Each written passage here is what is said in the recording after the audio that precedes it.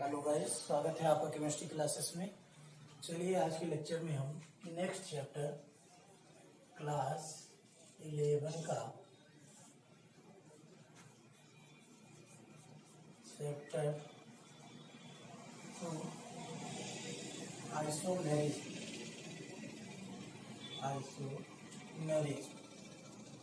Class 11 का chapter 2 isomerism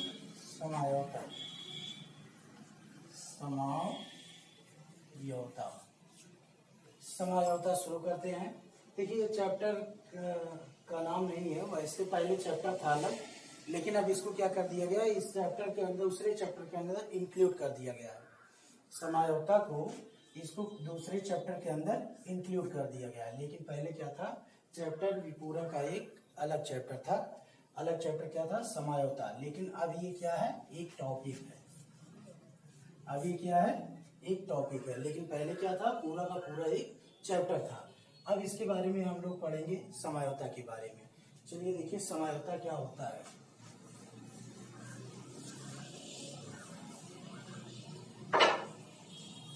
समायोता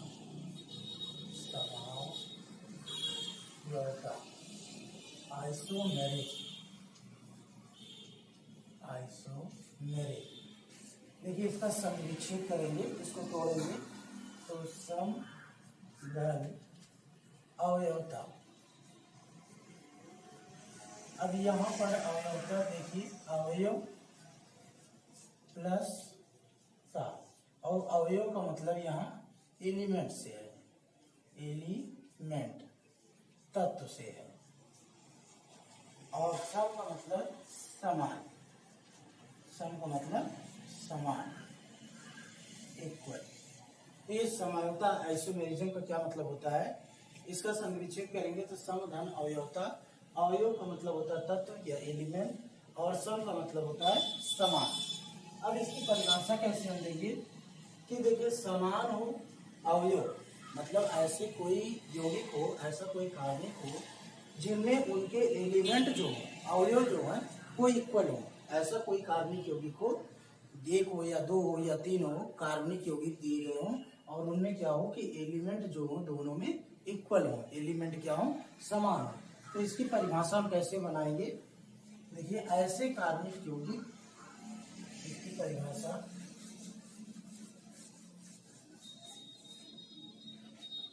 ऐसे कार्बनिक यौगिक जिनके अणुसूत्र क्या होते हैं, समान होते हैं। अणुसूत्र क्या होते हैं, समान होते हैं, समान होते हैं। ऐसे कार्बनिक यौगिक जिनके अणुसूत्र क्या होते हैं, समान होते हैं। लेकिन संरचना सूत्र में भिन्नता होने के कारण क्या होती है, भिन्नता होती है।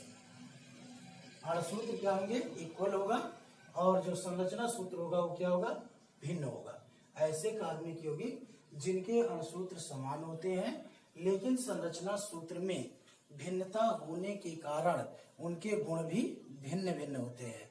ऐसे कार्बनिक यौगिक एक दूसरे के समायवी तथा यह घटना समायोता कहलाती है।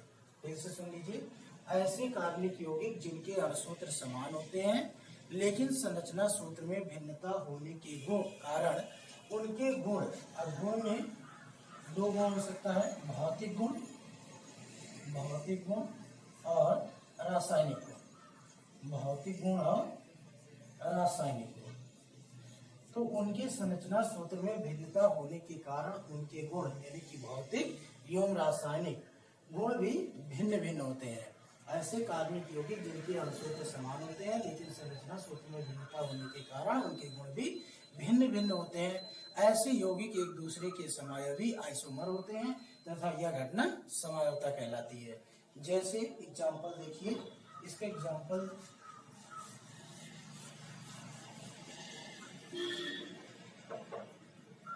CH3 CH2OH, CH3O CH3, ये दोनों एक दूसरे की क्या है, समायवी है, समायवी है, आइसोमर है। ये दोनों एक दूसरे के क्या है, आइसोमर है। देखिए दोनों का अणुसूत्र क्या है, C2 H6O। इसका देखिए C2H6O। दोनों का अणुसूत्र क्या है? इक्वल है। दोनों का अणुसूत्र क्या है? इक्वल है। लेकिन संरचना सूत्र चेक कर लीजिए। देखिए ये क्या है? एल्कोहल है। ये क्या है? एल्कोहल। जबकि ये क्या है? ईथर। ये एल्कोहल और ये ईथर। दोनों का संरचना सूत्र डिफरेंट है। दोनों का संरचना सूत्र अलग है। इसलिए इन दोनों के जो भौतिक एवं रासायनिक गुण है वो भी क्या होंगे? डिफरेंट होंगे, भिन्न भिन्न होंगे। और अणुसूत्र देखिए क्या है? इक्वल है। तो ये जो एक दूसरे में बदलने की घटना है ये कहलाती है समझौता। और एक दूसरे की ये जो कॉम्प्लेक्स है, ये जो कंपाउंड है वो क्या कहलाते हैं? आइसोमर। और देखिए CH3 CH2 CH3 CH2 CH2 CH2। देखिए इसका अणुसूत्र क्या होगा? C4 3 3 6 2 8 H8O। इसका देखिए C4 3 2 5 2 7 1 8 H8O। देखिए C4H8O C4H8O। दोनों का क्या है? अणुसूत्र कैसा है? इक्वल है। दोनों का अणुसूत्र कैसा है? इक्वल है। लेकिन संरचना सूत्र क्या है? डिफरेंट है। एक तो आपका एल्डिहाइड है और दूसरा कीटोन है। ये क्या है? कीटोन। कैसे पहचाना आपने ये कीटोन है? देखिए कार्बोनिल समूह बीच में प्रेजेंट है। और ये क्या है? एल्डिहाइड है। कैसे पहचाना आपने? देखिए टर्मिनल समूह CHO। ये क्या आपका क्या है? टर्मिनल ग्रुप है। टर्मिनल ग्रुप का मतलब किनारे वाला। ये किनारे पर हमेशा उपस्थित होता है CHO। ये क्या है? एल्डिहाइड है। एल्डिहाइड है। देखिए एक कीटोन है और एक एल्डिहाइड है, इसलिए इनके गुण भी क्या होंगे? भिन्न भिन्न होंगे। इनके भौतिक गुणों में भी भिन्नता होगी और रासायनिक गुणों में भी भिन्नता होगी। लेकिन दोनों के अणुसूत्र क्या है?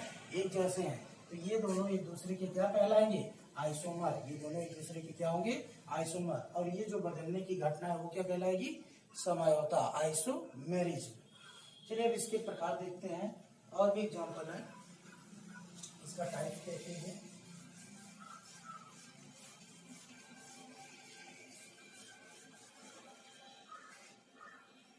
समझौता के प्रकार। देखिए ये दो प्रकार का होता है। पहला होता है संरचनात्मक समझौता। संरचनात्मक समझौता। और दूसरा होता है त्रिविम समझौता। त्रिविम समझौता। पहला है संरचनात्मक समझौता, स्ट्रक्चरल आइसोमेरिज्म। Structural isomerism. और दूसरा है स्टीरियो आइसोमेरिज्म। Stereo isomerism. इस संरचनात्मक समझौता देखिए किसे कहेंगे? ऐसे कार्बनिक यौगिक जिनके अणुसूत्र तो समान होते हैं। ऐसे कार्बनिक यौगिक जिनके अणुसूत्र तो समान होते हैं लेकिन उनकी संरचना में या संरचना सूत्र में भिन्नता होने के कारण उनके गुण भी भिन्न भिन्न होते हैं। ऐसे यौगिक एक दूसरे के संरचनात्मक समायोगी तथा यह घटना संरचनात्मक समझौता कहलाती है। कैसे समझिए? ऐसे कार्बनिक यौगिक जिनके अणुसूत्र तो समान होते हैं लेकिन संरचना में भिन्नता होने के कारण उनके भौतिक एवं रासायनिक गुण भी भिन्न भिन्न होते हैं। ऐसे यौगिक एक दूसरे के संरचनात्मक समायोगी तथा यह घटना संरचनात्मक समझौता कहलाती है। दूसरा है त्रिविम समझौता। तो सबसे पहले इसको हम डिस्क्राइब कर लेते हैं। संरचनात्मक समझौता फिर 5 प्रकार की होती है। इसके प्रकार के उदाहरण देख लीजिए।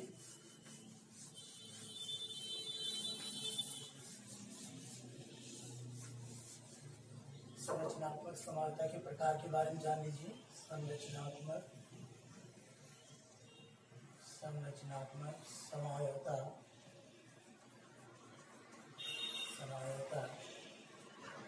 के प्रकार।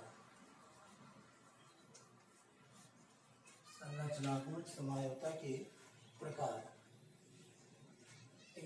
5 प्रकार का है ये। पहला श्रृंखला समझौता, श्रृंखला समझौता, श्रृंखला समझौता, इसको इंग्लिश में कहते हैं चेन आइसोमेरिज्म, चेन आइसोमेरिज्म। दूसरा है स्थान समझौता, स्थान समझौता, इसको कहते हैं पोजीशन आइसोमेरिज्म, पोजीशन आइसोमेरिज्म। अगला है क्रियात्मक समझौता, क्रियात्मक समझौता, क्रियात्मक समझौता, फंक्शनल आइसोमेरिज्म, फंक्शनल आइसोमेरिज्म। अगला है मध्यावयवता, मध्यावयवता,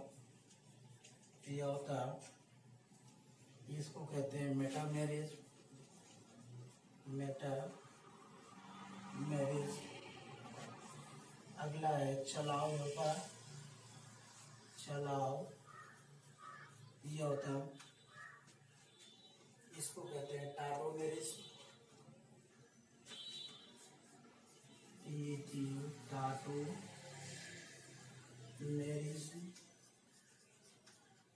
ये है पहला, दूसरा, तीसरा, चौथा, पांचवा। ये 5 प्रकार के संरचनात्मक समझौता है। देखिए संरचनात्मक समझौता के प्रकार में 5 प्रकार आपको पढ़ना है। श्रृंखला समझौता, स्थान समझौता, क्रियात्मक समझौता, मध्यावयवता और चलावयवता। अब पहला देखिए श्रृंखला समझौता किसे कहेंगे, इसकी परिभाषा क्या होगी, इसका उदाहरण क्या होगा। चलिए श्रृंखला समझौता के बारे में देखते हैं।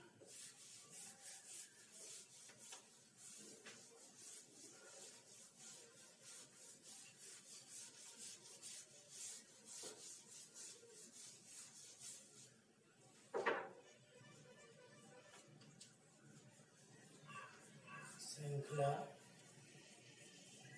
समझौता, श्रृंखला समझौता, चेन आइसोमेरिज्म।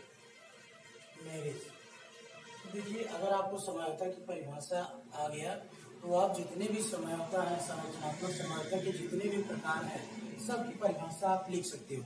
अगर एक तैयार हो गया तो थोड़ा थोड़ा सा परिवर्तन केवल करना है, बाकी सारी परिभाषाएं आपको स्वयं तैयार हो जाएगी। देखिए यहाँ पर नाम में स्पष्ट है श्रृंखला, ये समझौता के आगे क्या लगा हुआ है, श्रृंखला। आइसोमेरिज्म के पहले क्या लगा हुआ है, कहने का मतलब समझौता तो होगी, लेकिन वो समझौता किसमें होगी, चेन में होगी। वो समझौता किसमें होगी, श्रृंखला में होगी, यानी कि परिवर्तन कहाँ होगा, श्रृंखला में होगा। और उस श्रृंखला में परिवर्तन किस प्रकार होगा और कैसे होगा। देखिए समझौता की जो परिभाषा है, परिभाषा बिल्कुल सेम टू सेम वही रहेगी, केवल परिवर्तन आपको किसमें करना है, श्रृंखला में। परिभाषा आप लोग सुन लीजिए कि ऐसे कार्बनिक यौगिक जिनके अणुसूत्र समान होते हैं, ऐसे कार्बनिक यौगिक जिनके अणुसूत्र समान होते हैं, लेकिन उनके कार्बन श्रृंखला में, देखिए परिवर्तन क्या होगा, कार्बन श्रृंखला में, लेकिन उनके कार्बन श्रृंखला में परिवर्तन होने के कारण उनके भौतिक एवं रासायनिक गुण भी भिन्न भिन्न होते हैं। उनके भौतिक एवं रासायनिक गुण भी भिन्न भिन्न होते हैं। ऐसे कार्बनिक यौगिक एक दूसरे के श्रृंखला समायवी कहलाते हैं। ऐसे कार्बनिक एक दूसरे के क्या कहलाते हैं, श्रृंखला समायवी कहलाते हैं। और ये घटना जो एक दूसरे में बदलने की परिघटना है, वो क्या कहलाएगी, श्रृंखला समझौता कहलाएगी। फिर से एक बार सुन लीजिए परिभाषा। ऐसे कार्बनिक यौगिक जिनके अणुसूत्र समान होते हैं, लेकिन संरचना सूत्र में भिन्नता होने के कारण, और संरचना सूत्र किसमें, श्रृंखला में। ऐसे कार्बनिक यौगिक जिनके अणुसूत्र समान होते हैं, लेकिन उनकी कार्बन श्रृंखला में भिन्नता होने के कारण उनके गुण भी भिन्न भिन्न होते हैं। ऐसे कार्बनिक यौगिक एक दूसरे के श्रृंखला समायवी तथा यह परिघटना श्रृंखला समझौता कहलाती है।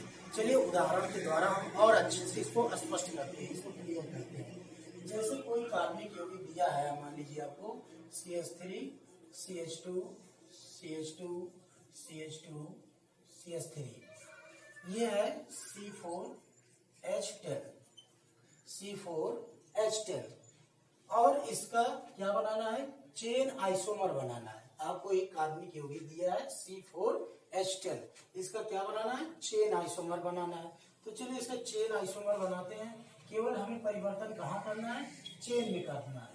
तो देखिए चेन में परिवर्तन हो गया, एक CH3 को, एक मेथिल ग्रुप को हमने कहाँ कर दिया, श्रृंखला से उठा के, जो कार्बन श्रृंखला थी उसमें से उठा के कहाँ कर दिया, पार श्रृंखला में कर दिया। इसको देखिए हमने क्या कर दिया, साइड चेन कर दिया, पार श्रृंखला कर दिया। और इसका भी अणुसूत्र वही है C4H10।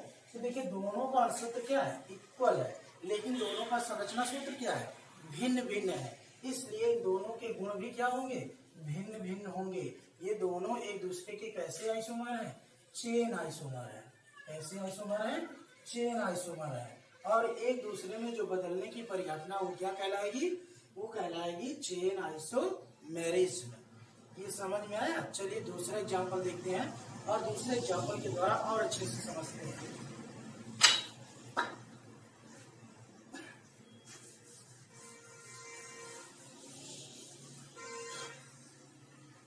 देखिए है C5H12, C5H12, इसकी संरचना सूत्र CH3 CH2 CH2 CH2 CH3।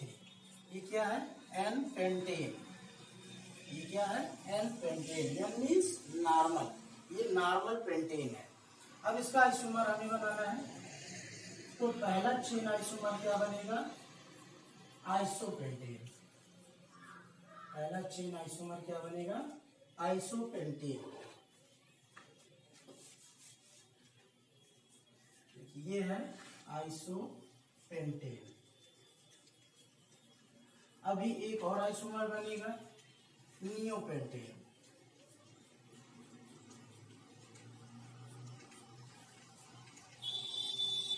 इसको बोलते हैं नियोपेंटेन, नियोपेंटेन। तो देखिए हुआ क्या, कैसे आपको अणुसूत्र दिया गया था C5H12। अब इसका अणुसूत्र देखिए और इसका अणुसूत्र देखिए, इसका भी क्या है C5H12, इसका देखिए, इसका क्या है C5H12। तीनों का अणुसूत्र क्या है, इक्वल है। पहले का, दूसरे का और तीसरे का, तीनों को जो मॉलिक्यूलर फार्मूला है क्या है, सेम है, इक्वल है, C5H10। लेकिन संरचना सूत्र देखिए, इसका N पेंटेन, आइसोपेंटेन और नियोपेंटेन, तीनों की संरचना क्या है, भिन्न भिन्न है। ये तीनों एक दूसरे के क्या हैं, ये कहलाएंगे चेन आइसोमर। और जो एक दूसरे में बदलने की जो परिघटना वो क्या कहलाएगी, चेन आइसोमेरिज्म। अब इसमें आप लोग करिएगा, बनाइएगा इसका एक्सरसाइज में।